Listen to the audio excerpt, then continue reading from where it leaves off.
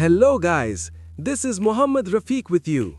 What if I told you that I could get your Windows PC running faster in just a couple clicks? In this tutorial, let me show you how to speed up your computer with just a couple of clicks. After doing this, let me know in the comment section what's your PC's status now, speed increased or not. Without further delay, let's get started. In your Windows 10 or 11, here in the search, just type Performance. Then you can an option here, Adjust the appearance of Windows. Just click on that. This will open Performance Options window. Now for most people who have a default Windows installation, this is what you're going to see. And the first option here is, let Windows choose what's best for my computer. This is where you can control all those annoying Windows animations and scenery effects and icon things and all kind of crazy stuffs. And all that does eat up your processor power and consume resources on your computer. And those resources can be used to make your computer faster. So I'm going to show you this little hidden trick with couple of clicks to get your PC get more faster. And the best part is, you don't even have to restart your computer.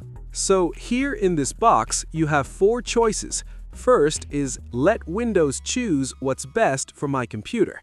As you can see here, all of these options that are checked are all Windows animations and image effects and things like that.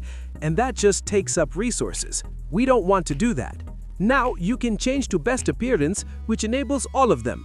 If you have a super fast computer, you could probably leave it on one of these two and probably wouldn't notice much difference. But not everybody has a super fast computer. Now there's 2 options I recommend for an immediate speed increase.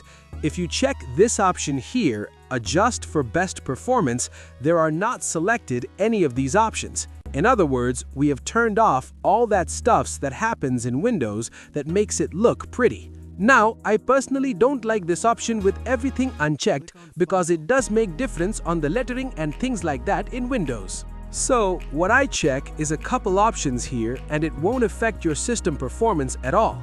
First of all, I like to see thumbnails instead of icons.